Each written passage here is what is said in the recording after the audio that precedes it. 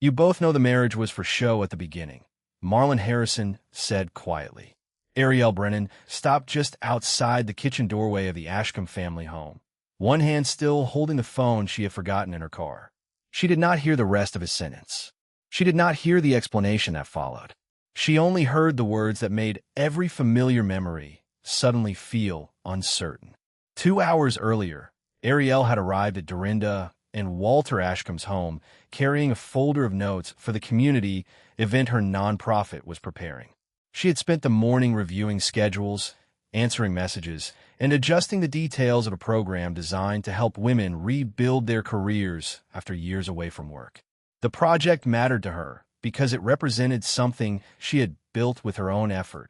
It was one of the few places in her life where she did not feel like someone standing beside a powerful man. Dorinda welcomed her through the front door with a warm smile and immediately asked about the latest changes to the event. The older woman had always treated Arielle like family, not like a guest who needed to be impressed. They moved between the living room and kitchen, arranging papers, checking lists, and discussing small details that had nothing to do with wealth or appearances. For Arielle, those ordinary moments were part of what made the marriage feel real. She knew Marlon was busy, but she also knew he remembered small things about her life. He knew which parts of her nonprofit work exhausted her and which parts gave her energy. He noticed when she skipped meals while preparing for important deadlines. He had never felt like a distant billionaire inside their home. He had felt like her husband. Later that afternoon, Marlon arrived after finishing a difficult day at his company. He greeted Arielle with the familiar smile that had become part of their routine. He placed his hand gently on her shoulder, asked about the event preparation, and listened while she explained a problem with one of the volunteers. Nothing about his expression suggested that he was carrying a conversation she was never meant to hear. When Walter asked Marlon to speak with him and Dorinda privately, Arielle assumed it was another family discussion about business or responsibilities. She returned to the car when she realized she had left her phone behind. The walk back to the house took less than a minute. The kitchen door was open when she returned. She heard Walter's voice first, followed by Dorinda's softer response. Then Marlon spoke. His voice was not cruel. It was not careless. That almost made the sentence harder to understand. You both know the marriage was for show at the beginning. Arielle remained still for only a moment before quietly stepping away. She did not want to interrupt a conversation she had not intended to hear. She did not want to become someone searching for hidden answers. But as she walked back toward the driveway, the folder in her hand suddenly felt heavier. The pages inside contained plans for a future she believed she was building with a partner who saw her completely. Now one question followed her home. If Marlon had once needed their marriage to represent something, what had she truly been to him? The drive back to the Harrison home felt shorter than it should have.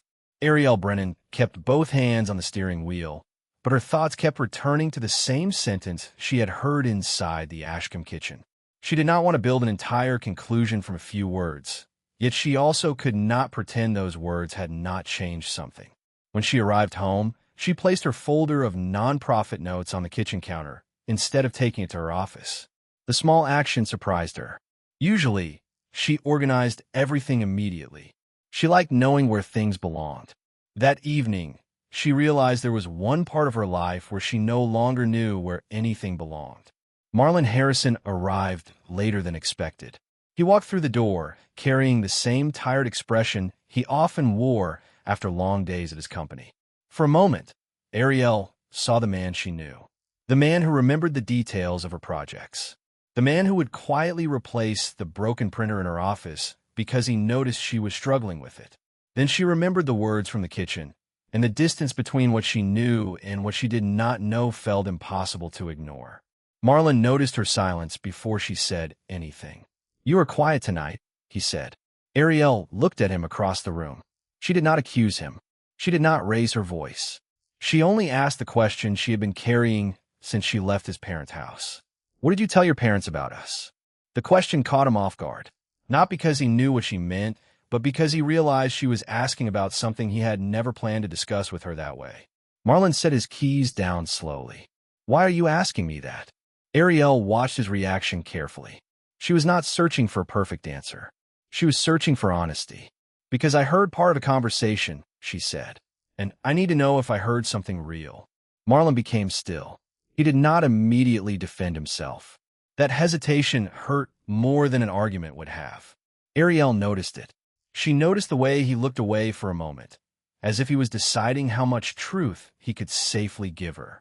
Arielle, there are things about how our marriage started that I should have told you before, he finally said. The words landed harder because they confirmed what she feared. She sat down at the kitchen table where they had shared countless ordinary moments together. Bills, coffee, weekend plans, conversations about family. The same place where they had built routines now felt unfamiliar. I'm not asking you to make this easier for me, she said. I'm asking you not to decide what I can handle. Marlon looked at her, and for the first time that evening, he understood that the problem was not only the past. It was the choice he had made in the present. He had believed silence could protect the people he loved. He had not considered that silence could also remove their ability to choose. You are right, he said quietly. I should have told you. Arielle did not immediately forgive him. She did not walk away either. She picked up her notebook from the counter and held it against her chest, a small reminder of the part of her life that belonged only to her. Then start by telling me the truth, she said. Not the version you think will hurt less. The room became quiet after that. Marlon had spent years believing that controlling the timing of painful truths was an act of love. That night, he saw the cost of that belief. He had not only hidden information, he had taken away Arielle's choice. And for the first time in their marriage, he had to face a question he could not solve with money, influence, or careful planning. He had to find out whether honesty was something he could offer when he could not control the outcome. The next morning, Arielle Brennan woke before her alarm and found herself sitting at the kitchen table with her nonprofit notebook open in front of her. She had written several notes the night before, but none of them were about the event she was preparing. Instead, the pages contained questions she did not know how to answer. How long had Marlon Harrison carried this truth alone? How much of their life together had been shaped by decisions she never knew existed? She closed the notebook before she could turn uncertainty into a conclusion. She reminded herself that she had spent years judging people by their actions, not by one painful sentence. But she also knew trust could not survive when one person controlled what the other person was allowed to know. Marlon found her there when he came into the kitchen. He paused when he saw the notebook closed beside her coffee cup. He had learned enough about Arielle to recognize that silence from her was rarely emptiness. It usually meant she was carefully deciding what mattered. I know you were waiting for answers, he said. Arielle looked up at him. No, Marlon. I am waiting for the truth. The difference between those two things made him lower his eyes. He had prepared explanations in his mind all night. He had thought about the right words, the right order, and the least painful way to tell her. But sitting across from her, he realized that even a carefully arranged explanation could become another form of control. When we first married, things were complicated, he said. Arielle did not interrupt. She let him continue because she wanted facts, not a fight. Marlon explained that their marriage had started during a period when his family was under intense pressure. There were expectations from investors, relatives, and people who believed they understood his life better than he did. He had convinced himself that creating the appearance of stability would protect everyone involved. I thought if people saw us as a strong couple, the pressure would stop, he said. Arielle listened, but she did not let the explanation erase the damage. And when did you decide I deserved to know? She asked. Marlon had no immediate answer. That silence told her more than another explanation could have. The hardest part was not discovering that their beginning had been complicated. The hardest part was realizing he had continued making choices about the truth after he knew who she was. I should have told you before we built this much of a life together, he admitted. Arielle looked toward the window where the morning light reached across the counter. Their home still looked the same. The same chairs, the same coffee cups, the same small signs of a shared life. But she understood something had changed. A relationship could survive a difficult beginning.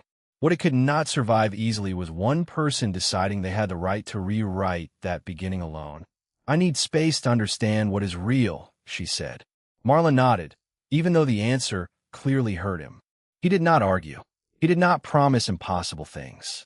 He simply accepted that he had created a situation where Arielle needed distance from him. Later that day, Arielle returned to her nonprofit work. She answered messages, reviewed plans, and made decisions without asking Marlon for help. It was not punishment. It was her way of remembering that she had always been a complete person before anyone called her a billionaire's wife. Meanwhile, Marlon sat in his office reviewing documents for his company, but found himself unable to focus. For years, he had believed the most loving thing he could do was carry difficult things alone. Now, he had to consider that carrying everything alone had also meant keeping others outside the truth. The first answer had arrived, but it created a deeper question. If the beginning of their marriage had been built around an image, could the life they created afterward still belong to both of them? After the conversation with Marlon Harrison, Arielle Brennan returned her attention to the work she had almost forgotten during the past few days. Her nonprofit office was not large, and it did not carry the polished appearance of the corporate buildings connected to her husband's name. That was exactly why she valued it. Every folder on her desk represented a decision she had made, every schedule represented a problem she had solved, and every person her organization helped reminded her that she had built something without needing anyone to define her place. She reviewed the volunteer assignments for the upcoming event while keeping her phone beside her, resisting the familiar habit of asking Marlon for advice whenever something became complicated. It was not because she wanted to punish him. It was because she needed to remember what belonged to her. Later that afternoon, Marlon arrived at the office after sending a message that he wanted to talk. He did not bring flowers, expensive gifts, or a solution prepared in advance. For once, he came without trying to repair the situation before understanding it. Arielle noticed the difference, but she also noticed the uncertainty in his expression. He looked like someone who had always known how to handle pressure until the one person he wanted to protect no longer wanted his protection in the same way. "I've been thinking about what you said," Marlon told her. Arielle continued arranging the event materials on the table. "Which part?" she asked. He paused. "The part where you said I decided what truth you could handle." Arielle placed the papers into a folder before answering. "Because that was the part that hurt the most." Marlon nodded slowly. He did not argue. He had spent years believing that removing pain from someone's path was the same as caring for them. Now he was beginning to understand that he had removed something else too. He had removed their ability to walk through the difficult parts together. "I know the beginning was not what you thought it was," he said, "but the years after that were real." Arielle looked at him. She wanted to believe that. The hardest part was that she already knew there were reasons to believe it. She remembered the ordinary moments that had never felt staged. The mornings when he made coffee before early meetings. The nights when he stayed awake listening to her worries about her organization.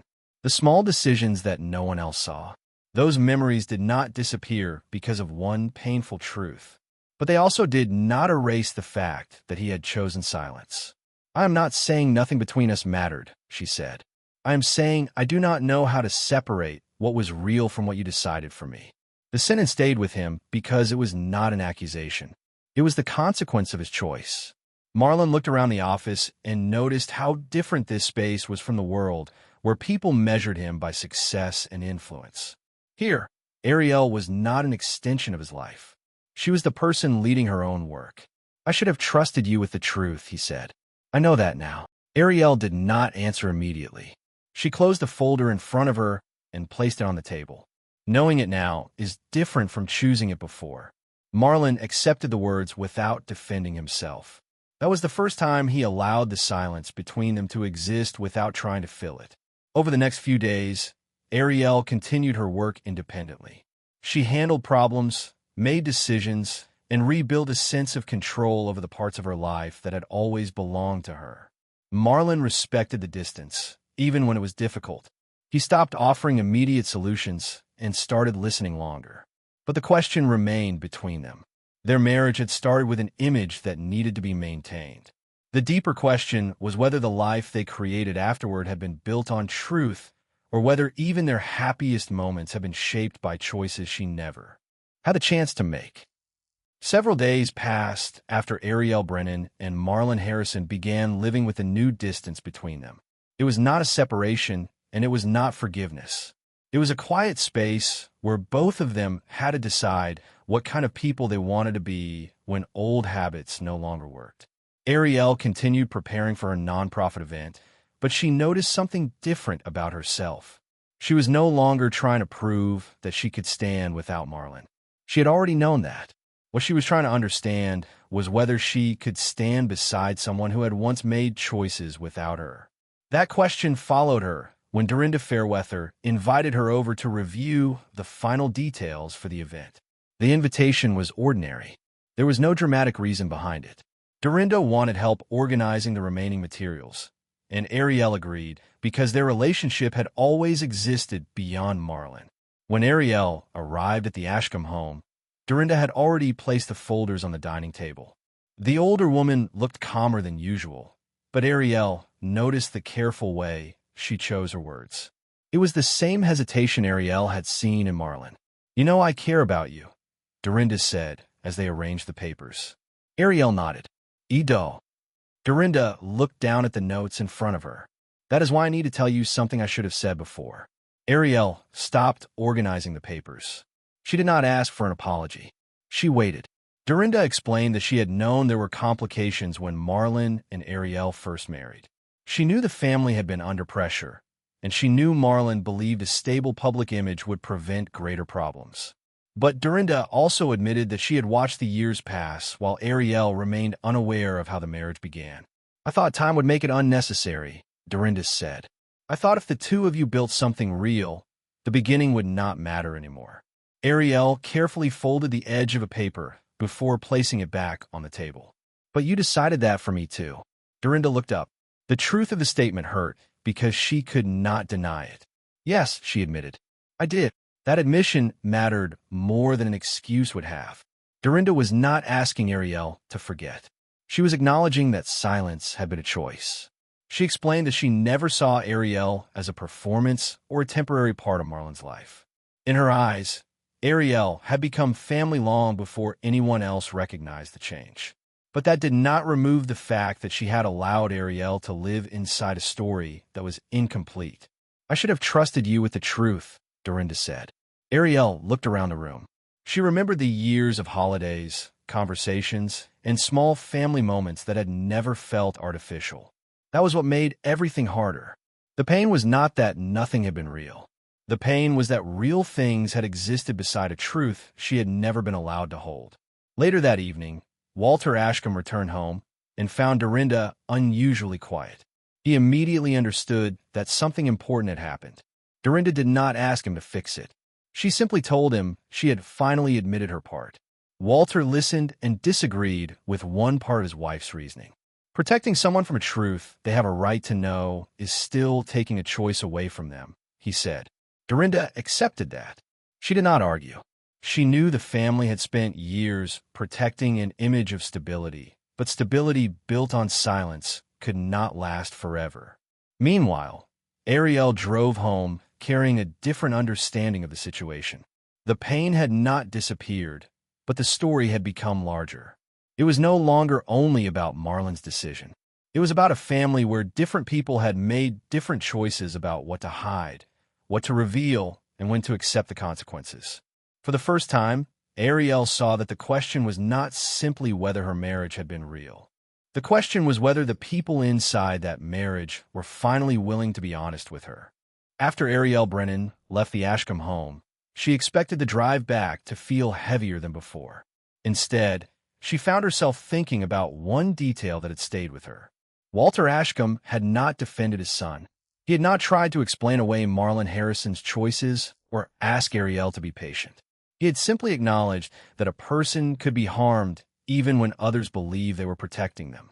That realization made the next conversation with Marlon more difficult, not easier.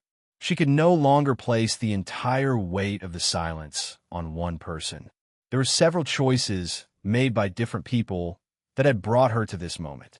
A few days later, Marlon asked Arielle if he could speak with her at his parents' home. She agreed, but she made it clear that she was not returning to hear another explanation designed to make the situation easier. She wanted honesty, even if honesty was uncomfortable. When they arrived, Walter was already in the study. Dorinda Fairweather remained in the kitchen preparing tea, giving them space instead of inserting herself into the conversation. It was a small choice, but Arielle noticed it. Dorinda had spent years believing involvement meant protection. Now she understood that sometimes respect meant stepping back. Walter looked at his son before looking at Arielle. "I owe you an apology," he said. Arielle did not expect that. "For what?" she asked. Walter rested his hands on the edge of his desk. "For knowing there were parts of the story you did not know and accepting that silence as if it was harmless." Marlon looked uncomfortable, but Walter continued. He was not attacking his son. He was refusing to protect him from a consequence that belonged to him. "Your mother and I raised you to solve problems," Walter said to Marlon. "But somewhere along the way, you learned to solve problems by deciding what other people could handle." Marlon did not argue. Arielle watched him carefully because she wanted to know whether he would defend himself when challenged by someone he respected. He did not. "I thought I was preventing damage," Marlon said. Walter nodded. "And you created a different kind of damage." The room became quiet. No one raised their voice. No one tried to win. The conversation was painful because everyone involved had a reason for what they had done, and reasons did not erase consequences. Arielle finally spoke. "That is the part one keep coming back to. Everyone believed they were protecting something, but nobody asked me what I wanted to protect." Walter accepted that answer. He understood that Arielle was not only talking about the marriage. She was talking about her place in the family, her right to be treated as someone capable of facing the truth. Later, Walter spoke with Marlon alone. He did not tell his son what decision to make. He only asked one question. "If she chooses not to stay, will you still believe you did the right thing by controlling the truth?" Marlon had no answer. For the first time, the possibility of losing Arielle was not an abstract fear. It was a consequence connected directly to his own choices. Meanwhile, Dorinda sat with Arielle in the kitchen. She did not ask Arielle to forgive her. She did not ask her to understand Marlon. She simply admitted that she had confused keeping the family together with keeping everyone honest. Arielle appreciated the difference. An apology could not repair everything, but accountability changed the shape of the hurt. By the time Arielle left the Ashcombe home, she understood something she had not understood before. Her marriage had not been built from one single lie. It had been surrounded by moments where people chose protection over trust. And now the question was no longer only whether Marlon loved her. The question was whether he could learn to love her without deciding for her. The days after the conversation with Walter Ashcombe were quieter, but they were not easier. Arielle Brennan had stopped looking for a single moment that could explain everything. She had learned that the truth was not hidden inside one person or one conversation. It existed in the choices people made when they believed they were doing the right thing. That was what made the situation harder. If Marlon Harrison had been careless, angry, or dishonest without reason, the answer would have been simple. But he had loved her while still making a choice that hurt her. Arielle understood that two things could be true at the same time. The love she remembered could have been real, and the silence that surrounded it could still have caused damage. Marlon began showing change in small ways because he finally understood that words alone would not repair what had happened. When Arielle discussed plans for the nonprofit event, he no longer offered solutions before asking what she needed. When she mentioned a problem with a supplier, he asked questions instead of immediately calling someone who could fix it. The difference was subtle, but Arielle noticed it because she had spent years knowing the difference between being supported and being managed. One afternoon, the two of them reviewed the final arrangements for the event at Arielle's office. The room was filled with schedules, volunteer lists, and supplies that represented months of her work. Marlon stood beside the table, but did not take control of the discussion. "You have been quiet," he said. Arielle looked at him. "I have been watching." He accepted the answer. "What are you watching for?" he asked. Arielle placed a stack of papers into order before responding. "Whether you're changing because you understand me, or because you are afraid of losing me." The The question was difficult because Marlon knew the honest answer was both. "I'm afraid of losing you," he admitted. "But I know fear cannot be the reason I finally respect your choices." Arielle did not immediately respond. She had heard apologies before. What mattered now was whether his behavior remained different when there was nothing he could gain immediately. Later that week, Dorinda Fairweather invited Arielle to a family dinner. This time, the invitation felt different. There was no attempt to restore the appearance of a perfect family. Dorinda simply wanted them to share a meal without pretending everything had already healed. Walter joined them, and the conversation remained ordinary. They discussed the event, family plans, and small daily matters. That normality mattered because Arielle did not want a family that only knew how to speak during crises. She wanted to know whether they could exist honestly afterward. During dinner, Dorinda admitted something she had not said before. "I spent years believing peace was the same as happiness," she said. "I was wrong."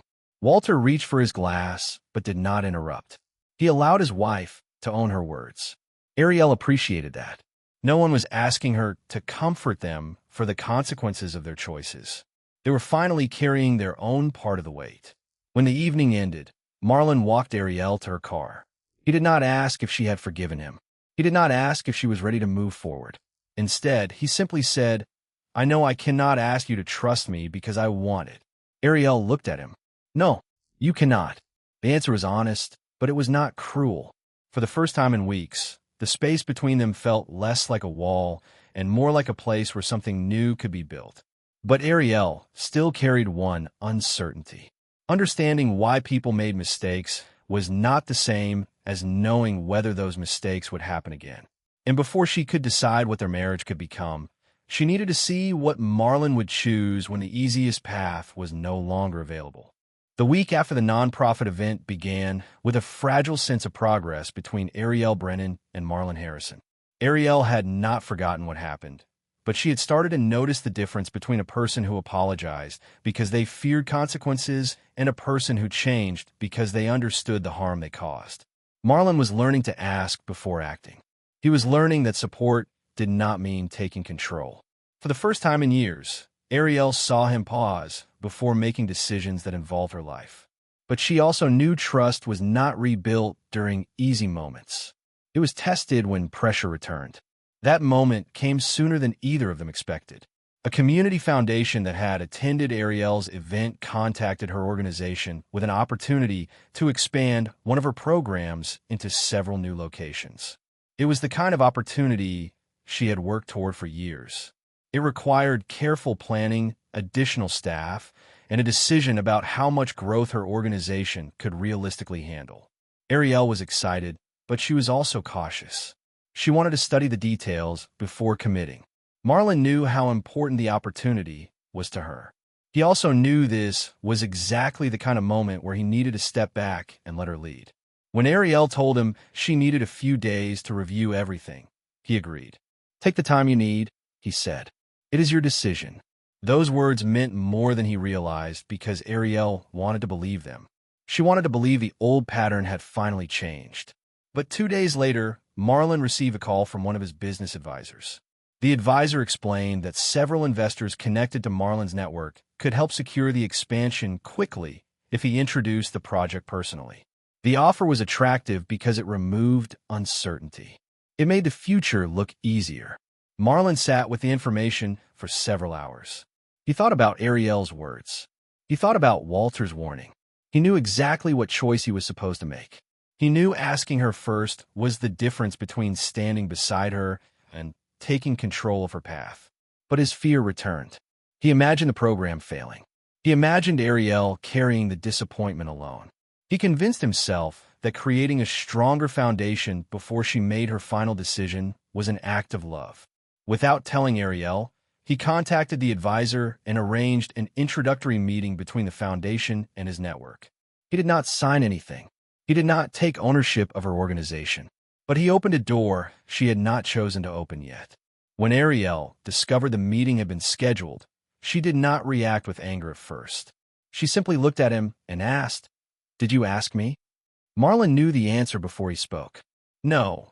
The silence that followed was heavier than an argument. Arielle looked at him with disappointment, because this time there was no confusion. There was no misunderstanding. He had understood the lesson. He had repeated the mistake anyway. "You knew," she said quietly. "You knew this was the thing that hurt me, and you still decided you knew better." Marlon tried to explain that he had only wanted to protect the opportunity. But even as he spoke, he heard the familiar pattern in his own words. Protect, prevent, solve. The same words he had used before. The same words that had allowed him to believe his choices were justified. "I thought I was helping," he admitted. Arielle nodded slowly. "I believe you. That is what makes it harder." She was not saying he did not love her. She was saying love had not stopped him from taking away her choice again. Marlon canceled the meeting immediately, but the damage had already happened. The consequence was not the lost opportunity or the embarrassment of changing plans. The consequence was that Arielle now had to question whether the change she had seen in him would survive whenever fear became stronger than patience. That night, Marlon sat alone with the realization that he had not failed because he did not know what trust required. He had failed because he knew, and for one moment, he chose the comfort of control instead. And this time, Arielle was not waiting for another explanation. She was waiting to see what he would do after knowing exactly what he had broken. The days after Arielle Brennan learned about the meeting Marlon Harrison arranged without her permission were quieter than the days after she first heard the truth about their marriage. The pain was different this time. Before, she had been hurt by something from the past that she never knew existed. Now, she was hurt by something happening in the present, after Marlon already understood why his choices had damaged her trust. That difference mattered. Arielle did not question whether Marlon cared about her. She questioned whether he could love her without trying to control the outcome of her life. Marlon understood that he could not fix the situation by explaining his intentions. He had already explained them before. He had already believed good intentions were enough. This time, he had to accept the consequence of his own choice. For several days, he gave Arielle the space she asked for. He did not send long messages. He did not appear at her office with solutions. He did not ask Dorinda Fairweather or Walter Ashcombe to speak on his behalf. It was the first time he allowed discomfort to exist without trying to remove it.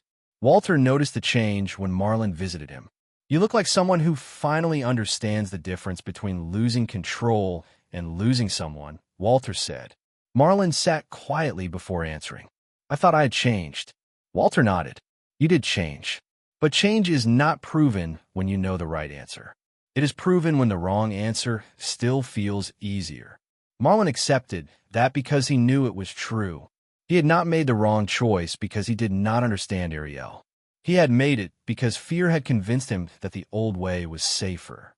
Meanwhile, Dorinda spoke with Arielle at the Ashcombe home. She did not ask Arielle to forgive Marlon. She did not tell her that every marriage had difficult moments. Instead, she admitted that she had spent years believing keeping peace was the same as protecting love. "I thought if everyone stayed together, the damage would be smaller," Dorinda said. Arielle looked at her carefully. "But sometimes people stay together because they are allowed to choose, not because the choice was made for them." Dorinda accepted that. She finally understood the lesson that Arielle had been trying to teach everyone from the beginning. Love could not survive without respect for another person's voice. A few weeks later, Marlon asked Arielle if they could talk. They met at the kitchen table where their most difficult conversations had happened.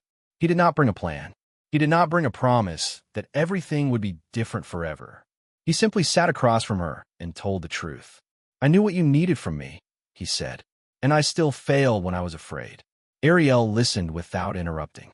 "That is what I needed you to understand," she said. "I never needed you to be perfect. I needed to know that when something mattered, you would not quietly decide my answer before I had one." Marlon nodded. "I know." The words were simple, but this time they were not an explanation.